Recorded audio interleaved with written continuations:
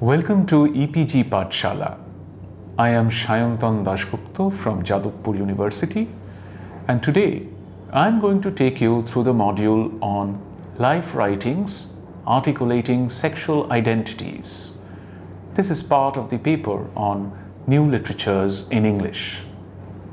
Introduction: Identity.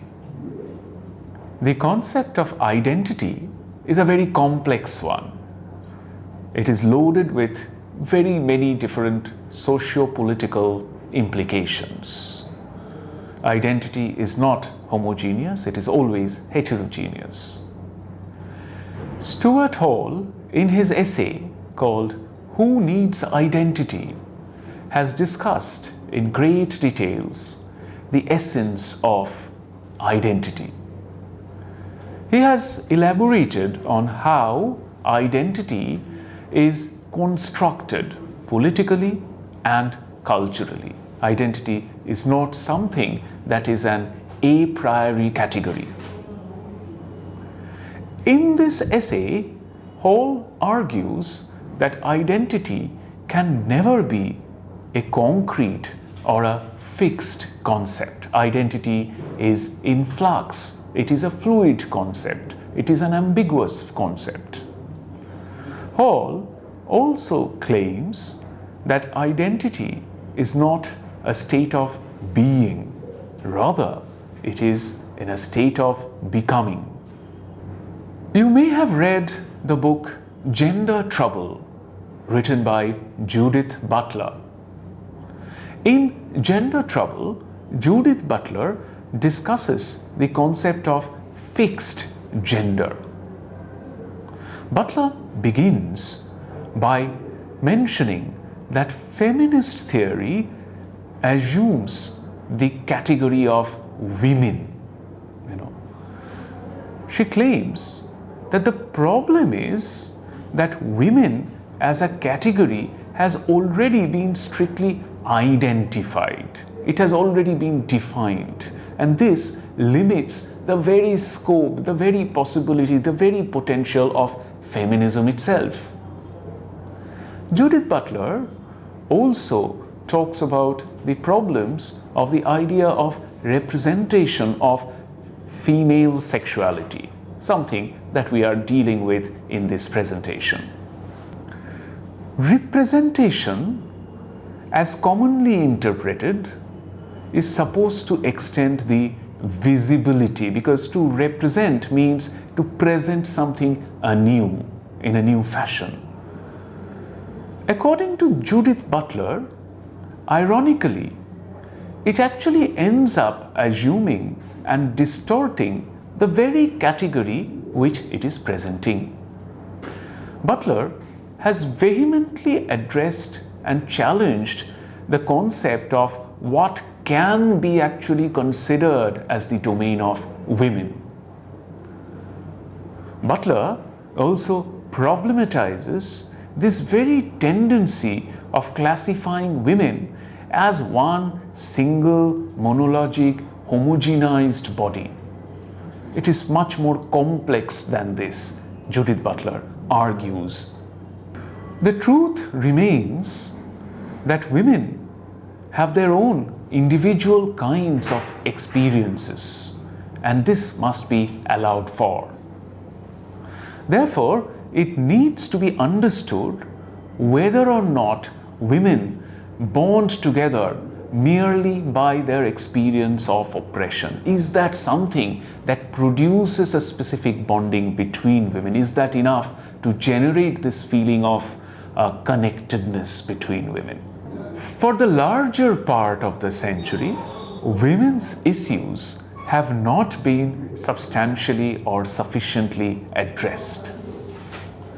In every aspect of life, women from all across the world have been given the secondary role within the framework of the family and also within the framework of society as a whole. The role that has been given to them is largely not the primary, the principal role. The societal norms created by and for the patriarchal dictators have repressed and silenced women systematically.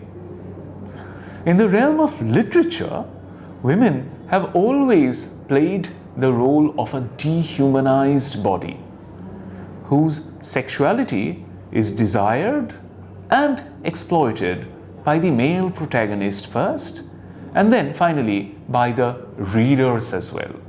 So women really are at the receiving end of things there. Women in literature have hardly been represented from a woman's perspective. And that is where life writing comes in. Life writing allows women to transcend the filters imposed by the lens of male authors and to explore their psychological boundaries and sexual identities through literature. The absence of male intermediaries ensures the authenticity of expression, which is otherwise not there or nullified. The number of life narratives where women explore their sexuality have gone up exponentially in recent times. It is interesting to note how these narratives have been effective in breaking the traditional taboo that used to surround women's sexuality, and how it has opened up academic and public discussions on this topic. Sexuality and the state. The state governs the public. Sexuality, like all other aspects of life, is restricted by the state. Judith Butler has opined that gender is performative. Gender cannot be fixed. The state criminalized the aspect of flexible gender. At least in the context of India, it did so. Feminist scholars have opined that sex is biological, whereas gender is culturally constructed. A female child is culturally imposed to inculcate the ideals of femininity. The women's body, again, has been objectified by society as the repository of family honor. Pleasure is almost never associated with female sexuality. Feminist critics and authors have been vehemently writing against such stereotyping. Men and sexuality. Likewise, society expects men to reflect their masculine self in every aspect of their social and personal life. Society has developed a phobia of sorts to witnessing anything outside accepted normativity. Any behavior outside the established boundaries leads to stigmatization and ostracism. Mahesh Dattani, the playwright, has challenged the established notions of masculinity in his plays. Slave by Hira Bansode. Hira Bansode is a Marathi Dalit feminist poet. Presented the burden of slavery that women in general, and especially Dalit women, are born with. Her representation of women does not objectify women as helpless and redundant. This is very much unlike the cases of upper caste male writers. Slave is the central metaphor of the poem. Hira has pointed out how women are mere shadows without any life of their own. She has made extensive references to mythology as well. By referring to characters such as Sita, Ahalya, and Draupadi, the author has pointed out that unnecessary glorification has been tactically used by the patriarchal society to set imagined notions of standardized norms. This unnecessary sanctification has been used against women to restrict and regulate their freedom. I quote, "In that country where women are still slave, unquote. This refrain conveys the powerful message of the history of gender oppression witnessed in religious texts, cultural norms, etc. Bansori's poem is an apt example for understanding the multiple layers of oppression that a Dalit woman has to endure in her life. The Autobiography of a Sex Worker by Nalini Jamila. Nalini Jamila's autobiography has stirred the entire literary circle as well as the reading public. Nalini Jamila, in her narrative, has refrained herself from being the victim. She has rather claimed a coexistence in a parallel society without being integrated within the mainstream. Through her narrative, she challenges the society that stigmatizes the sex worker. But it has to be noted here that Nalini Jamila primarily did not have the agency to write for herself. She had to trust her writer friend who wrote the autobiography for her initially. But Nalini Jamila was unhappy with the outcome, and that is why she then came out with the second publication. Moreover, this book has been read widely in English, although it was originally written in Malayalam. She did not have the agency to write in English and had to trust the translator. In this case, these criticisms lead to the question of representation and highlights the problem of authenticity in such cases. In the autobiography, the theme of the commodification of the female body becomes very prominent. Nalini Jamila's first-person narrative has poignantly conveyed the message that women are merely treated as a mass of flesh devoid of human qualities. Nalini Jamila, in her narrative, has claimed that though she had to opt for the profession of the sex trade because of extreme poverty, after a point of time, she chose to be a sex worker rather than having to play the submissive role of the obedient wife. Brick Lane by Monica Ali. Monica Ali's celebrated novel Brick Lane was published in 2003. The novel centers around Nazneen, the protagonist, who has migrated from Bangladesh to London after her marriage. She is portrayed as the typical Muslim woman who is accepted to remain under the shadows of her dominant husband. Ali, interestingly, has presented the character of Nazneen and her sister Hasina as reflecting the binary of good and bad woman, respectively. Nazneen was married off to the man her father chose for her. After her marriage, she has dutifully played the role of an obedient wife and a caring mother. In contrast to this, Hasina has always made her own destiny, chosen her own partner, and lived her life on her own terms.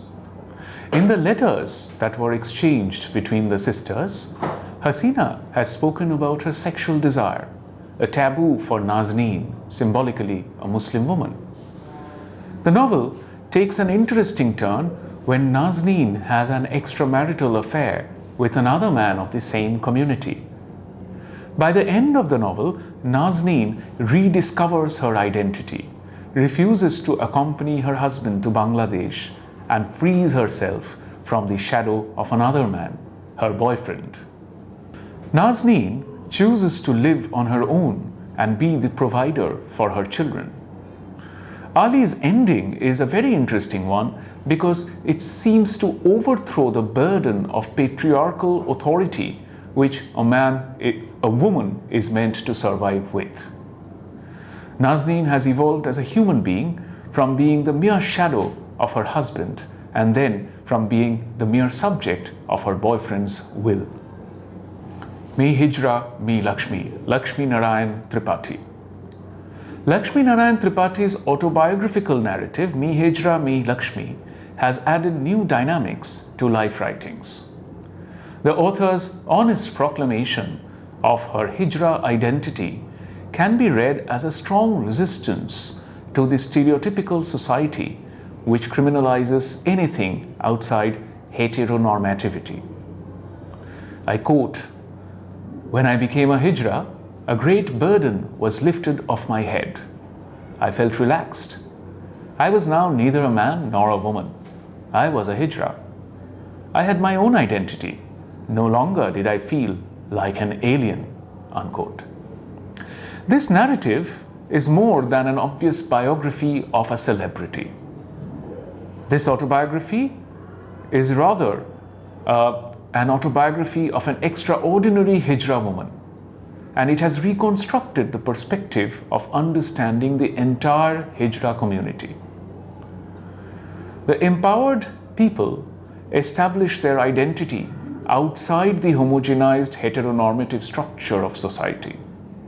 The Hijra community has always been traditionally given the role of extortionists by the patriarchal society. Lakshmi's story presents this community from an alternative perspective in a way that has seldom been done before. With the arrival of new genres, our idea of literature has become more inclusive. This provides a legitimate platform for the marginalized self to be heard. It breaks the taboo through vivid representations, something that was impossible before. Minority issues have grabbed public attention today and fueled scholarly discussion. However, it needs more critical review. And the politics of representation still exists even today. That is something we need to remember. Language has been framed by and for the upper caste, privileged patriarchal society. The role of language needs to be further reviewed and revised. Michel Foucault had mentioned politics and sexuality as being two areas of black squares. These are areas that society seems to shy away from. Life writings is a literary genre that has become more and more visible in recent times, and life writings gives writers the scope of challenging sexual stereotypes, sexual prohibitions, and it has allowed many writers to articulate their sexual identities in ways that patriarchal society traditionally does not allow one to do. That is why it is very important to study life writings, particularly in the context of the articulation of sexual identities. That is one of the areas that we try to explore in this module.